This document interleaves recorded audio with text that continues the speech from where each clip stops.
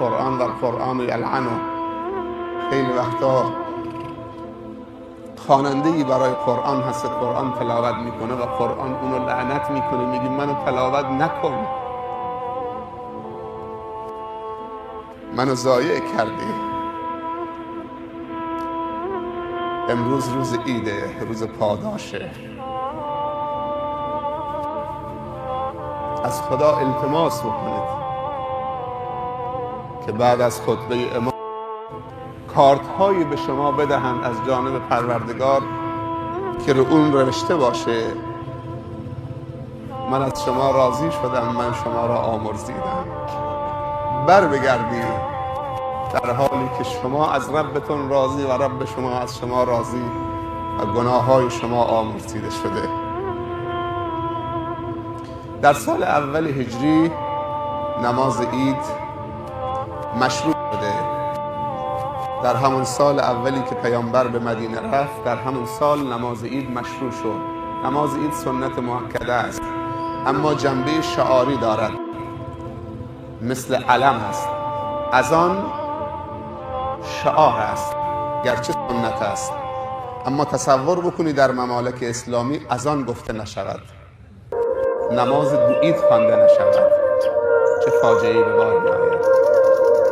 تصور بکنید انسان که با پرچم نمی جنگد، ولی هر لشکر اسلامی و مجاهدین یک علمدار دارد که اون رمز قوتشونه، با شمشیر می جنگن، با اسلحه می جنگن، اما اون رمز قوتشونه. تا زمانی که علم برافراشته است مجاهدین دلگرمند که فرمانده و علمدار زنده است. پیامبر صلی الله علیه و سلم در طول حیاتش مواظبت نمودن بر این دو نماز ارزشمند،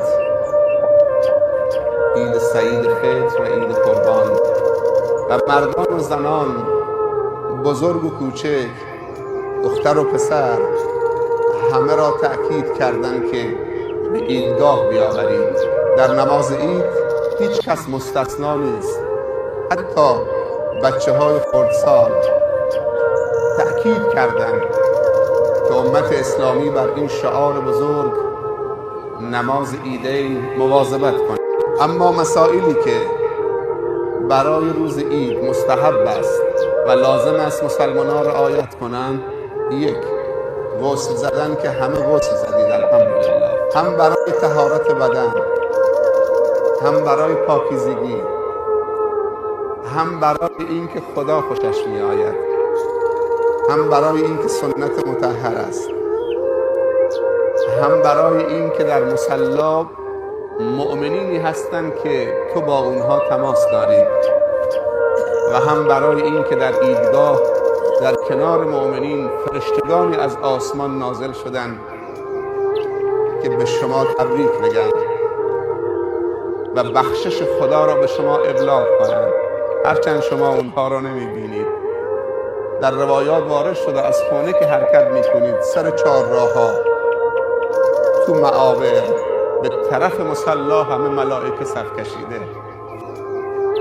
تا شما را همراهی بکنند، تا شما را به عیدگاه همراهی بکنند و از حرکت خداپسندانه شما برای نماز شکر به خاطر یک ماه روزه، نماز عید یعنی نماز شکر، همراهی بکنند و از کار شما خوشنود بشوند و گزارش خوب تهیه بکنند.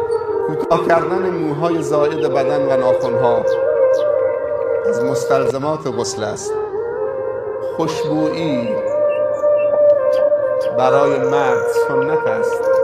وقتی بیرون می رود، خصوصا مسجد می رود، خداوند می فرماید خذوا زینتکم عند کل مسجد، زینت هایتان را هنگام رفتن به هر مسجدی به خانه خدا بگیرید.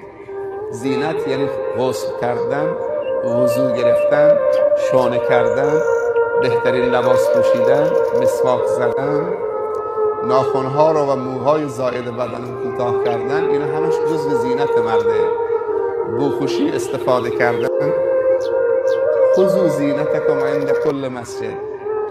مرد که با طلا کامل نمیشه، زن ناقص زینتش طلا و زیورالات برای شوهرش، اما مرد کامله، فقط باید ریشش شونه بکنه، لباس تمیز بپوشه، غسل بزنه، مسواک بزنه، وضو بگیره و خوشبویی استفاده بکنه. اگر مرد بیاد گوشواره و پوشه و گردنبند و انگشتر طلا، نه تنها کاملش نمیکنه، ناقصش میکنه، حکم زن پیدا میکنه. ولی میبینیم متاسفانه خیلی از جوانای مسلمان گردنبند طلا گردنشون، انگشتر طلا گردنشونه. این چیه؟ حلقه نامزادی حرامه. لباس نرم میپوشن. پیامبر صلی الله علیه و سلم 2 چیز را بلند کرد، یکی طلا و یکی حریر و ابریشم. گفت این برای نران امت من حرام است. ولی خیلی از مسلمان ها میپوشن. پیامبر گفته برای نران امت من. اگر تو نری، اگر ذکورید، بر تو حرامه، پس به نفع تو نیست. با مسائل ژنتیکی تو نمیخواند. اخشا و شنو، مرد باید خشن بپوشد.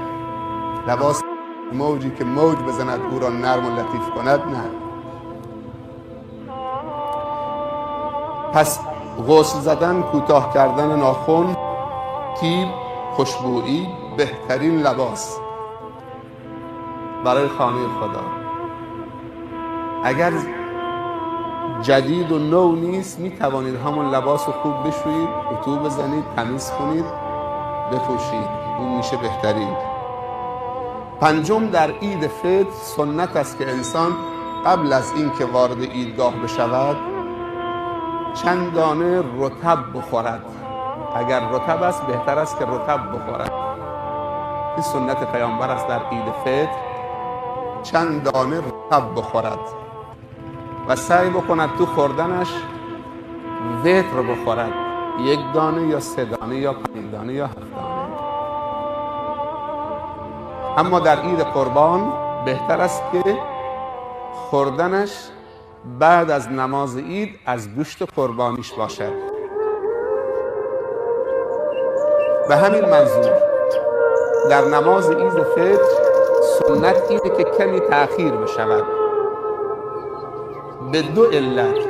علت اول این که چیزی بخورد بیاید، افطار کند، و علت دوم این که بتواند تا قبل از نماز عید فطریه و زکات فطرش رو اخراج کند، چون آخرین وقت تا قبل از نماز عیده. اما در عید قربان بهتر است که نماز عید کمی زودتر خوانده بشود و افطار نکند قبل از نماز، تا بعد از نماز سریع برود و قربانی بکند و از گوشت قربانی خودش بخورد، 1/3 به عنوان تبرکش. پس اگر احساس میکنی کمی تأخیر شده، طبیعی است.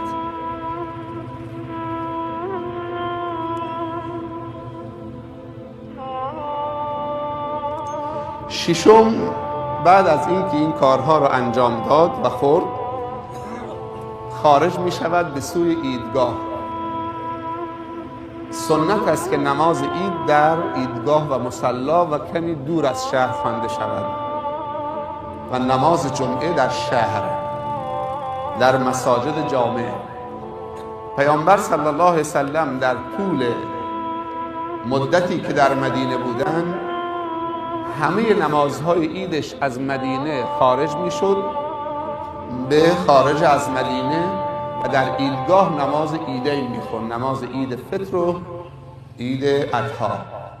1 بار در عمر مبارکش در مدینه فقط در مسجد نماز خونده، نماز عید، اون هم به خاطر عذر بارندگی ناچارن در مسجد نماز خونده.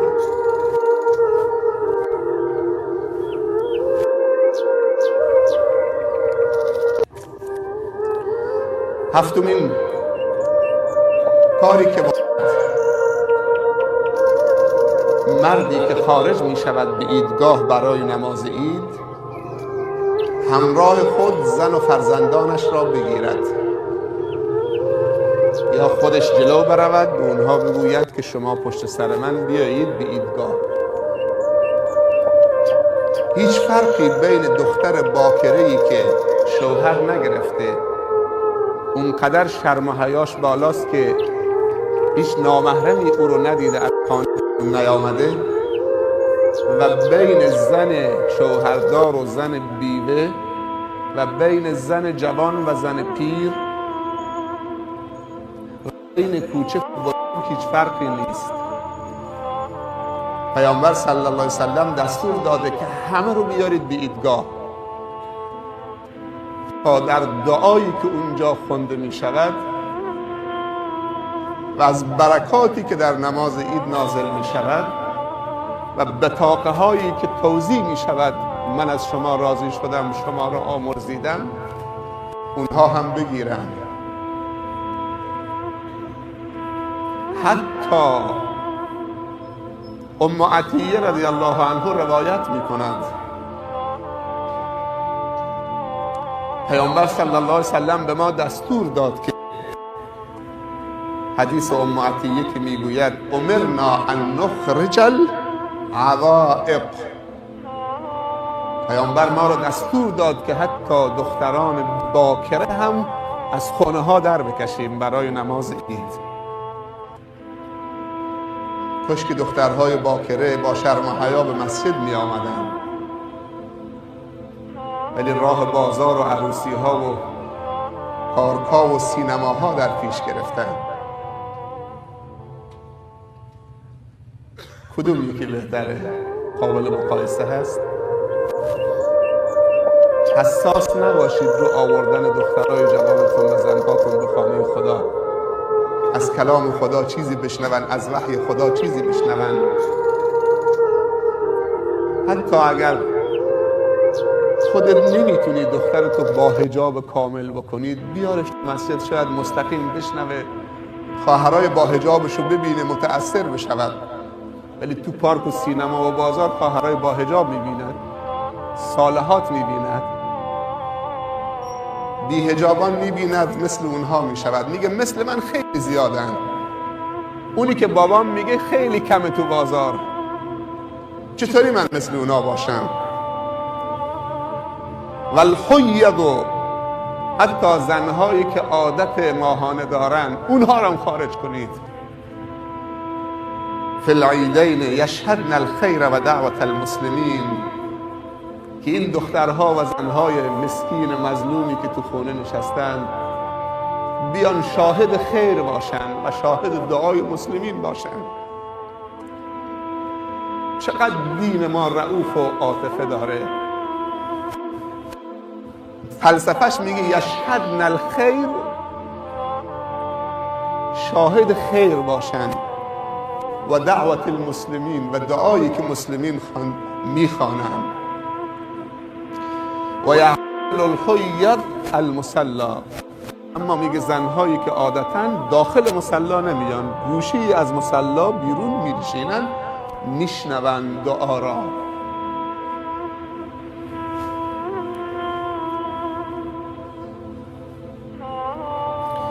عن ابن عباس قال، ابن عباس روایت میکنه میگه خرجت مع صلی الله علیه و سلم و کان یومئذ صغیرا یوم فطر او اضحى ثم خطب ثم اتى النساء فوعظهن و ذکرهن و امرهن بالصدقه.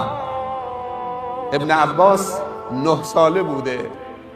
رسول الله صلی الله علیه و سلم اونو خیلی دوست می‌داشت چون درش ذکاوت و رجاحت عقل و درایت و فهم و حافظه میدید. و دستی کشید به سینه اش و گفت اللهم فقهه فی الدین و علمه التأویل، خدایا این پسر عموی من را فقیه در دین، عالم در دین و مفسر قرآن بگردان. بزرگترین مفسر قرآن ابن عباسه. میگه من 9 ساله بودم، خارج شدم همراه پیامبر صلی الله علیه وسلم، آمدم به مصلا و عیدگاه، دیدم که پیامبر خطبه خوند. اولین کاری که وارد مسجد که شد، سنت قبل از نماز عید ما نداریم، علما مکروه میدانند. اولین کاری که کرد خطبه خوند، بعد از اینکه خطبه تمام کرد نماز، اول نماز کن، بعد که خطبه خون آمد پایین رفت مستقیم به طرف زنها. تو خطبه مردا رو چه؟ بعد از اونجا مستقیم رفت، ابن عباس داره روایت میکنه، میگه من همراهش بودم، مستقیم رفت به قسمت خواهرها خود رسول الله صلی الله علیه و سلم و اونها را وعظ داد، بلندگوی چیزی نبوده، مستقیم رفت به طرف تجمع زنها، اونها را وعظ داد، اونها را تذکر داد و نهایتا زنها را امر کرد که صدقه بدن. پس هم وعظشون داد و هم تذکرشون داد، از خدا ترسوندشون و هم تشویقشون کرد امرشون کرد که صدقه بدید زیاد، گردنهاتون رو سنگین نکنید، ساق دستتون رو سنگین نکنید با این علنگوها، گوشهاتون رو سنگین نکنید با این گوشواره ها، شاید فردای قیامت حلقه های جهنم باشه. میگن زنها بودن که گردن بندشون رو باز میکردن جلو رسول الله مینداختن. چرا زنها رو محروم کردیم از وعظ و ارشاد و تذکر و کلاس علم؟